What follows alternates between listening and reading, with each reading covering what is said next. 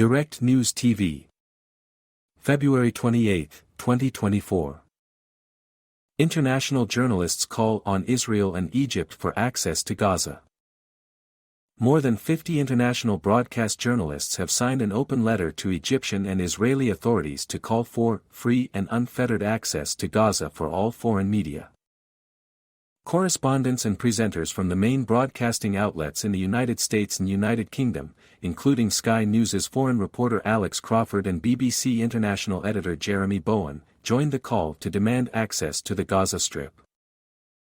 In the letter, the journalists called on the governments to allow them access to the enclave through the Rafah crossing, which connects Gaza and Egypt. We urge the governments of Israel and Egypt to allow free and unfettered access to Gaza for all foreign media, the letter read.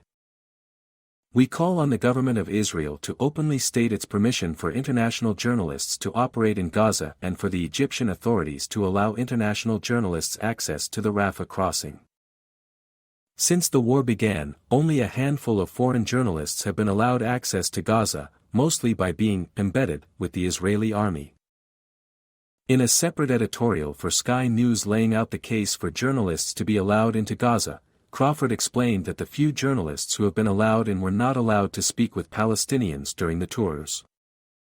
This clearly has monumental limitations.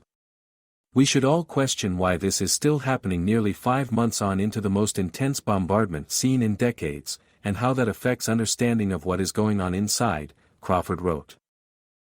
Palestinian journalists who have been covering the conflict from Gaza for the past 5 months have done so under intense Israeli bombardments that have cost many of them their lives. The Committee to Protect Journalists found that since the war began after the October 7 Hamas attacks on Israel, at least 99 journalists and media workers have been killed, including 92 Palestinians.